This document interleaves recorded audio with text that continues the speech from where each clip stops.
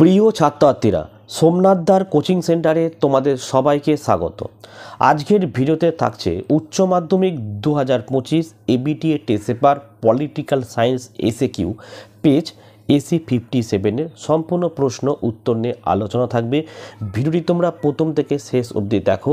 এই ভিডিওর মধ্যে আমি পিডিএফের পাসওয়ার্ডটি বলে দেবো, তোমরা ডেসক্রিপশন বক্সে লিঙ্কে ক্লিক করে পাসওয়ার্ডটি পুট করে এটাকে ডাউনলোড করে নিতে পারো।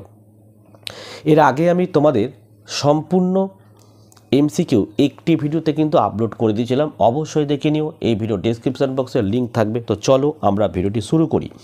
1 নম্বরের প্রশ্ন, মার্শাল পরিকল্পনা কেন নেওয়া হয়েছিল? উত্তর লিখবে 1947 খ্রিস্টাব্দের 5ই জুন হার্ভার্ড বিশ্ববিদ্যালয়ে এক বক্তৃতায় আমেরিকার পররাষ্ট্রমন্ত্রী জর্জ মার্শাল যুদ্ধ বিধ্বস্ত সমগ্র ইউরোপেই আর্থিক পুনরুজ্জীবনের যে প্রতিশ্রুতি দেন তা মার্শাল পরিকল্পনা নামে খ্যাত।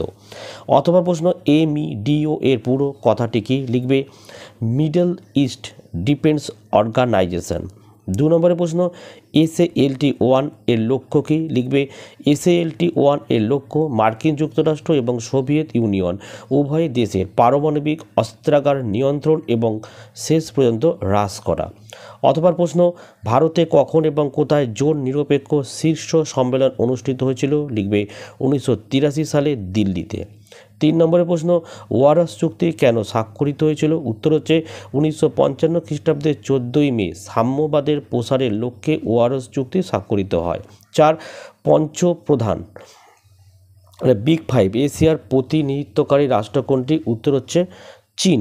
5 প্রশ্ন, প্রতি রাষ্ট্রের পররাষ্ট্রনীতির প্রধান লক্ষ্য কী? লিখবে নিজস্ব নিরাপত্তা রক্ষা এবং দেশের সার্বিক উন্নয়ন। এর অথবা প্রশ্ন দেখো, দ্য মেকিং অফ ফরেন পলিসির রচয়িতাকে? লিখবে জেমস রোজেনাউ। 6 দেখো, 123 চুক্তি ফার্মের মধ্যে এটা কাদের মধ্যে স্বাক্ষরিত হয়েছিল? লিখবে ভারত ও আমেরিকার মধ্যে। 7 দেখো, সর্বশেষ কোন ঘটনার মধ্যে দিয়ে জাতিপুঞ্জ তৈরি হয়েছিল? দ্বিতীয় বিশ্বযুদ্ধ। অথবা প্রশ্ন, সাধারণ সভার বর্তমান সদস্য সংখ্যা কত? উত্তর হবে 192 জন। 8 প্রশ্ন, কি উদ্দেশ্যে অর্থনৈতিক ও সামাজিক পরিষদ গঠিত হয়েছিল? লিখবে মানবিক অধিকার ও মৌলিক স্বাধীনতার প্রতি মর্যাদা জ্ঞাপন এবং এইগুলিকে বাস্তবে প্রয়োগ করার উদ্দেশ্যেই অর্থনৈতিক এবং সামাজিক পরিষদ গঠিত হয়েছিল। 9 নম্বর প্রশ্ন, জাতিপুঞ্জের কোন বিভাগ বিশ্ব পার্লামেন্ট নামে পরিচিত? লিখবে সাধারণ পরিষদ। অথবা প্রশ্ন, জাতিপুঞ্জের মহাসচিব কিভাবে নির্বাচিত হন? লিখবে জাতিসংঘ সচিবালয়ের প্রধান মহাসচিব। জাতিসংঘের মহাসচিব নিরাপত্তা পরিষদের সুপারিশক্রমে সাধারণ পরিষদের 2/3 সদস্যের ভোটে নির্বাচিত হন। 10 প্রশ্ন, স্থায়ী ও অস্থায়ী প্রশাসকের মধ্যে পার্থক্য কী? পার্থক্য দেখাও। লিখবে স্থায়ী প্রশাসক দীর্ঘকালীন সময়ের জন্য নির্বাচিত হন, অন্যদিকে অস্থায়ী প্রশাসক স্বল্পকালীন সময়ের জন্য নিয়োগ করা হয়। 11 প্রশ্ন, বর্তমানে আইনের সর্বপ্রধান উৎস কী? লিখবে সংবিধান। 12 সরকারের কোন বিভাগকে আইনের ব্যাখ্যাকর্তা ও রক্ষাকর্তা বলা হয়? লিখবে বিচার বিভাগকে।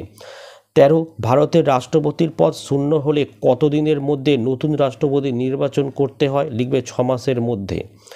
দেখো 14 কিচেন ক্যাবিনেট বলতে কী বোঝো? লিখবে দ্রুত গুরুত্বপূর্ণ সিদ্ধান্ত গ্রহণের জন্য প্রধানমন্ত্রী গুরুত্বপূর্ণ 2-3 জন মন্ত্রীকে নিয়ে ক্যাবিনেটের ভেতরেই আরও ক্ষুদ্র একটা সংস্থা গড়ে তোলেন, একে কিচেন ক্যাবিনেট বলা হয়। অথবা প্রশ্ন, 0 আওয়ার বলতে কী বোঝায়? লিখবে 0 আওয়ার বলতে বোঝায় যে এটি আইনসভায় প্রশ্নোত্তর পর্বের শেষ হওয়ার পর থেকে দুপুর 12টা থেকে বেলা 1টা পর্যন্ত আইনসভার যে কোনো কক্ষের কাজকর্ম চলছে না বলে বোঝায়। 15 দেখো, গ্রাম পঞ্চায়েতের বিচার বিভাগীয় সংস্থা কোনটি? উত্তর লিখবে ন্যায় পঞ্চায়েত। অথবা প্রশ্ন, মিউনিসিপ্যাল কর্পোরেশনের মূল কার্যনির্বাহী কী নামে পরিচিত? লিখবে মেয়র নামে পরিচিত। আচ্ছা, চলে আসো 16 নম্বরের প্রশ্ন থেকে নাও। গ্রাম সংসদ কাদের নিয়ে গঠিত হয়? লিখবে বিধানসভার ভোটার তালিকাভুক্ত ব্যক্তিদের নিয়ে গঠিত হয়। অথবা প্রশ্ন, পৌরসভার আয়ের একটি উৎস উল্লেখ করো। লিখবে জমি ও বাড়ির উপর আরোপিত সম্পত্তি কর। তো দেখো, এই ছিল তোমার 57 পেজের এসএকিউ এর প্রশ্ন উত্তর এবং এবং পরপর কিন্তু তোমাদের আরও 6টা পেজের ভিডিও এভাবে পরপর কিন্তু আসতে থাকবে। বাকি সাবজেক্টগুলো এমসিকিউ আমি কমপ্লিট ভিডিও করে দিয়েছি, ভিডিও ডেসক্রিপশন বক্সের লিঙ্কে ক্লিক করে অবশ্যই দেখে নিও। আর ভিডিও ভালো লাগলে একটি লাইক করে এবং চ্যানেলে নতুন হলে চ্যানেলটিকে সাবস্ক্রাইব করো, পাশে থাকা বেল আইকন প্রেস করে অল নোটিফিকেশনটাকে অন করো, যাতে আমি যখনই কোনো ভিডিও আপলোড করি সবার প্রথম যেন তোমার কাছে পৌঁছে যায়। তো আজকের ভিডিও আমি এখানে শেষ করলাম। তোমরা প্রত্যেকে ভালো থেকো এবং সুস্থ থেকো।